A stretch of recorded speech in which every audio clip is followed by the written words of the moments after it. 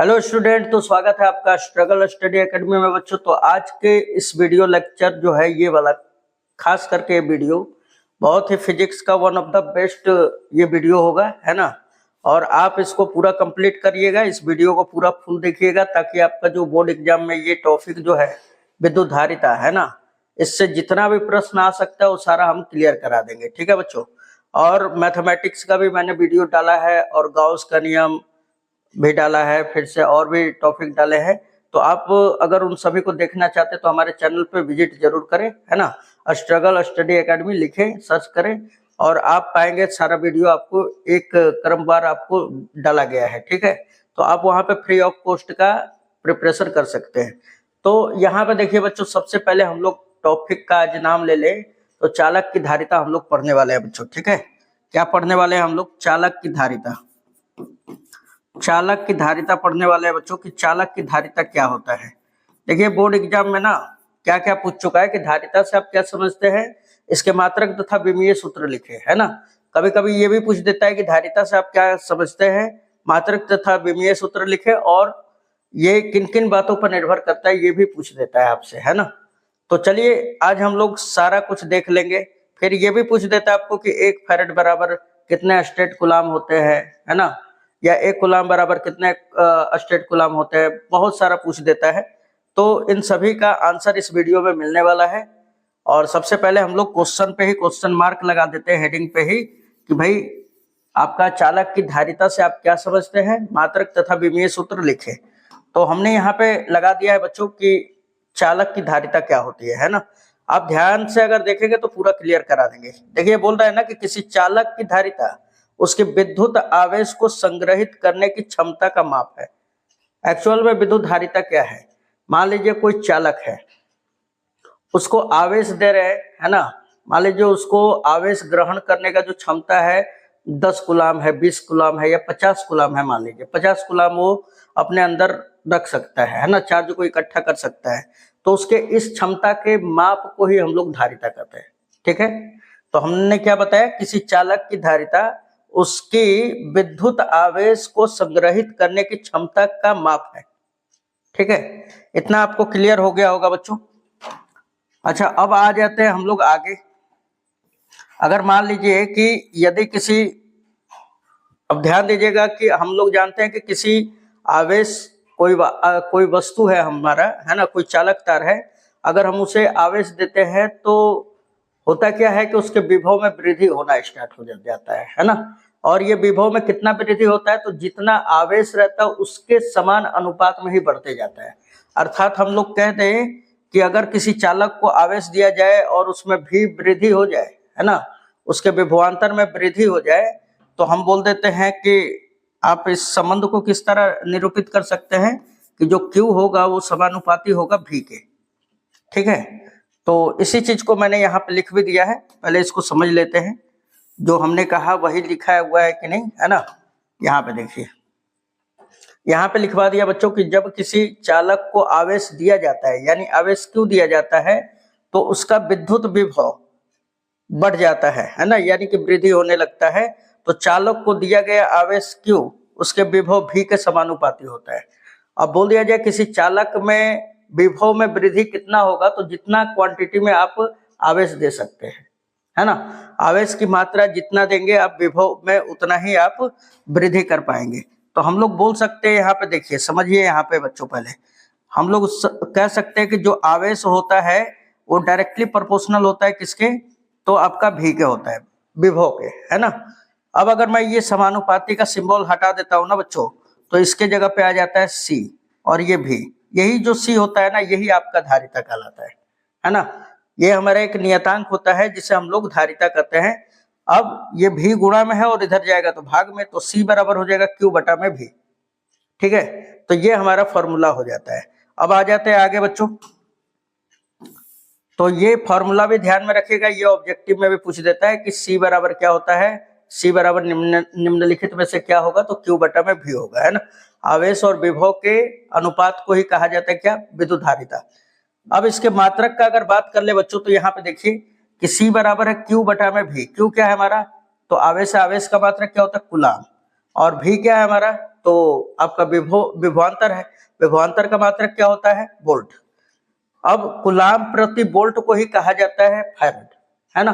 तो अब यहीं से अब आ जाता है बच्चों। अब यहाँ पे थोड़ा सा अगर हम लोग अगर एक ग्राफ खींच लें, यहाँ पे अगर एक ग्राफ खींच लेते हैं बच्चों आवेश और विभव के बीच में, है ना। तो देखिए यहाँ पर ये ग्राफ हमने खींचा है, ये हमारा ग्राफ है।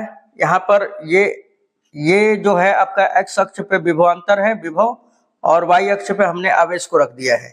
जब इन दोनों के बीच में अगर ग्राफ खींचा जाता है ना, तो जो इनके कटान बिंदु है, मूल बिंदु से जाने वाली जो एक सरल रेखा प्राप्त होता है, ये आपको धारिता को निरूपित करता है, ठीक है। तो ये भी आपका ऑब्जेक्टिव में अगर दे दे तो आप इसको भी कंप्लीट कर लेंगे। यहाँ पे हमने लिख दिया है, क्या लिखा है बच्चों, कि यदि Q व V के मध्य ग्राफ खींचे तो, यानी आवेश और विभव के बीच में ग्राफ खींचा जाए तो उसका जो ढाल होता है, यानी tan थीटा, है ना, उसकी जो ढाल होता है चालक का, है ना, उसका ढाल चालक की धारिता के बराबर होता है। ये जो ढाल होता है tan थीटा, वो किसके बराबर होता है बच्चों, तो tan थीटा के बराबर होता है। कहने का मतलब है यहाँ पे आप देख सकते हैं कि Q बटा V का जो अनुपात होगा वो tan थीटा के बराबर होगा, और Q बटा V को ही तो हमारा C कहा जाता है, तो वहां पे C बराबर tan थीटा, यानी जो आपका ढाल होता है वो धारिता को निरूपित करता है। तो ये भी आप इसको भी बढ़िया से कर लीजिएगा, ठीक ना। चलिए अब आगे आ जाते हैं हम लोग, समझ में आ गया होगा आप लोगों को। अब यहाँ पे देखिए सबसे पहले कि हम लोग अगर देख ले कि एक फैराड की परिभाषा भी देख लेते हैं बच्चों। अब एक फैराड की परिभाषा भी आपका वन ऑफ द बेस्ट है, ये भी बोर्ड एग्जाम में आ चुका है। चूंकि C बराबर हमारा Q बटा में V होता है ना।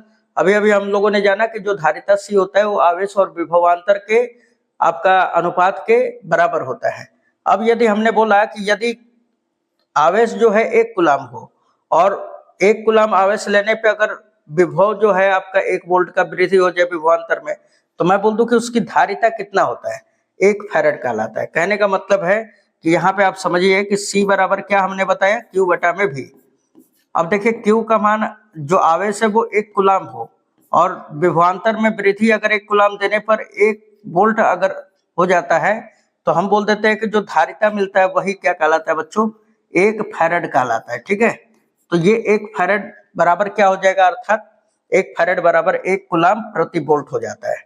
तो यहाँ पे हम लोग अब इसकी अगर डिफिनेशन देखें, यहाँ पे अगर इसकी डिफिनेशन देखा जाए बच्चों, यहाँ पे अगर डिफिनेशन इसका देखा जाए तो हमने लिख दिया है कि अतः किसी चालक को 1 कूलाम आवेश देने पर यदि उसके विभव में 1 वोल्ट की वृद्धि हो जाती है तो उस चालक की धारिता 1 फैराड कहलाती है ना, या 1 फैराड होती है। ये भी आपका one of the best question है, और ये ऑब्जेक्टिव में पूछ लेता है कि 1 फैराड बराबर निम्नलिखित में से होगा, तो 1 कूलाम प्रति वोल्ट होता है, ठीक है। चलिए अब आगे देख लेते हैं बच्चों। अब यहाँ पे मैंने लिखवा दिया है, देखिए यहाँ पर, क्योंकि फैराड धारिता की एक बहुत बड़ी मात्रा इकाई है। ये जो फैराड होता है ना, ये धारिता का आपका बहुत बड़ा इकाई होता है, और इनके छोटे भी इकाइयां हैं, जैसे कि आपका माइक्रो फैराड, पिको फैराड, है ना, व्यवहारिक रूप में उपयोग में लाया जाता है ये सब, ठीक है। ये आपका, अब हम लोग ये भी देख ले कि 1 माइक्रो फैराड बराबर क्या होता है, ये भी देखिए, ये भी आपको धारिता से ही पूछा गया है, क्वेश्चन आया हुआ है बोर्ड में, है ना। तो 1 माइक्रो फैराड बराबर 10 टू द पावर -6 फैराड हो जाता है। 1 पिको फैराड बराबर 10 टू द पावर -12 फैराड हो जाता है बच्चों। तो ये भी थोड़ा ध्यान में रखिएगा आप लोग, है ना। अब यहाँ पे अगर हम लोग थोड़ा सा मुख्य बात अगर कर लें कि 1 कूलाम बराबर आ जाता है कभी कभी कि कितने स्टेट कूलाम के बराबर होता है, तो 3 × 10 के पावर 9 स्टेट कूलाम के बराबर होता है, ये भी ध्यान में रखिएगा। उसके बाद यहाँ पर अगर हम लोग बात कर ले कि 1 फैराड बराबर क्या होगा, कितना स्टेट फैराड होता है, तो 9 × 10 to the power 11 stat farad होता है। और ध्यान दीजिएगा कि जो धारिता का सीजीएस मात्रक होता है वो स्टेट फैराड होता है हमारा, तो ये थोड़ा सा ध्यान देना है। अब इसकी अगर हम लोग बात करें कि धारिता का विमीय सूत्र क्या होगा, तो ml के पावर -2 t के पावर 4 a का घात 2 हो जाएगा, यानी हम इसको घात नहीं पढ़ेंगे, a2 पढ़ देंगे, है ना। ml -2 t4 a2 पढ़ा जाता है। अब इसकी विमीय सूत्र ये कैसे हुआ बच्चों, अब ये देख लेते हैं थोड़ा सा, है ना।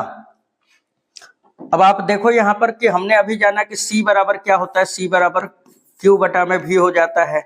अब देखिए आवेश का विमीय सूत्र क्या हो जाता है, तो आवेश को पहले Q ही लिखते हैं और बटा में विभव क्या होता है, तो हम लोग जानते हैं कि विभव V बराबर होता है W अपॉन Q, है ना। W बटा में Q होता है कार्य अनंत आवेश को, ठीक है, एकांक आवेश को हम लोग जब अनंत से लाते हैं ना विद्युत क्षेत्र में, तो किया गया कार्य ही विभव कहलाता है। तो W बटा में Q होता है, अब Q का गुणा ऊपर हो जाएगा, तो ये क्या हो जाएगा बच्चों, तो Q स्क्वायर अपॉन में क्या हो जाएगा W कार्य। अब देखिए ये Q स्क्वायर तो मैंने लिख दिया, और यहाँ पे देखिए आपका कार्य बराबर क्या होता है, बल गुणे विस्थापन, बल गुणे विस्थापन।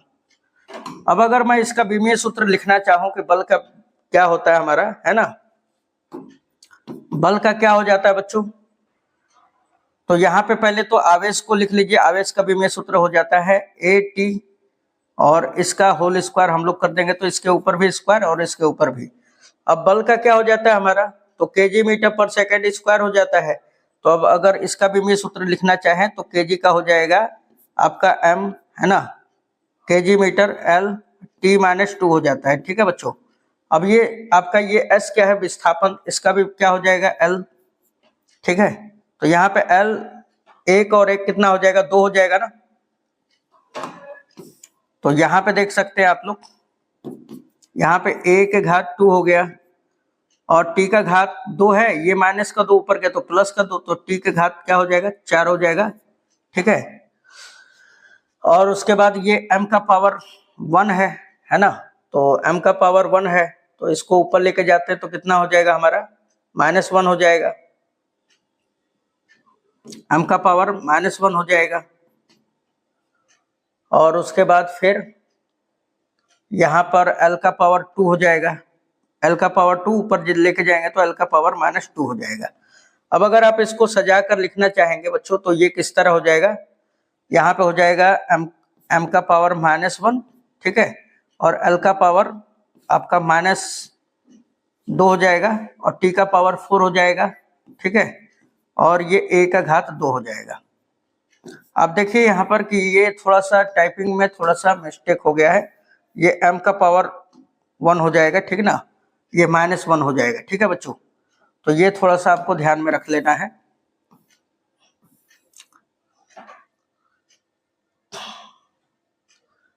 ये क्या हो जाएगा हमारा, तो आपका M-1 L-2 T4 और A2 हो जाएगा, है ना।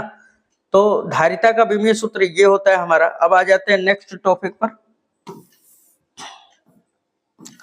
धारिता किन किन बातों पर निर्भर करता है बच्चों, ये सबसे मोस्ट इंपोर्टेंट होता है, ये भी पूछ देता है आपको, है ना। तो यहाँ पे देख लेते हैं कि धारिता किन किन बातों पर निर्भर करता है। तो धारिता मुख्य रूप से संधारित्र की ज्यामिति पर निर्भर करता है। संधारित्र आप जानते हैं ना, यहाँ पे संधारित्र अगर हम लोग दिखा दे यहाँ पर, तो जैसे यहाँ पर हम लोग देख सकते हैं, ये देखिए ये संधारित्र के प्लेट होते हैं, है ना, और ये संपर्क साथ दिया जाता है, यहाँ पे बैटरी वोटरी से जोड़ दिया जाता है।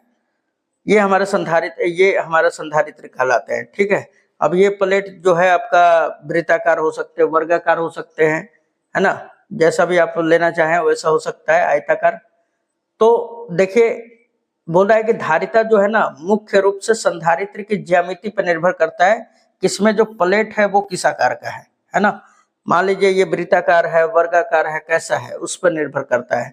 दूसरा नंबर के जिसमें प्लेटों का क्षेत्रफल और उनके बीच की दूरी शामिल होती है। अब अगर धारिता का अगर हम बोलते हैं कि प्लेट के क्षेत्रफल पर भी निर्भर करता है आपका, ठीक ना, कि प्लेट का क्षेत्रफल कितना है आपका। दूसरा नंबर और क्या निर्भर करेगा बच्चों, और निर्भर करता है प्लेट का क्षेत्रफल। फिर उसके बाद बोल रहा है कि उनके बीच की दूरी, इन दोनों के बीच का दूरी क्या है, यह भी निर्भर कर रहा है कि आप प्लेट को कितना दूरी पर रख रहे हैं, और इसके बीच में किस प्रकार का माध्यम है ना। अगर परावैद्युत माध्यम अगर रख देते हैं तो उस पर भी आपका निर्भर करता है विद्युत धारिता। तो बच्चों ये था आपका विद्युत धारिता, ठीक ना, और सारा इसमें का इंपॉर्टेंट टॉपिक हमने बता दिया। आप नेक्स्ट वीडियो में बच्चों, और अगर ये वीडियो पसंद आ रहा है तो वीडियो को लाइक करें, अपने दोस्तों में शेयर करें, ठीक ना। और हमारे चैनल से जुड़ने के लिए चैनल को सब्सक्राइब कर लें, वहां पे बेल आइकन होगा, बेल आइकन को हिट कर लीजिएगा ताकि हम ये वीडियो डालें तो आप तक इसका नोटिफिकेशन पहुंचे, है ना। जिससे आप जितना भी इम्पोर्टेंट क्वेश्चन हो सकता है, अभी क्लास 12th का आपका परीक्षा आने वाला है ना, 2-3 महीना में, तो ये जो चैनल है ये इसी के लिए बना हुआ है कि आपका पूरा से पूरा मदद बढ़िया से किया जाए, है ना। तो चलिए मिलते हैं नेक्स्ट वीडियो में, धन्यवाद।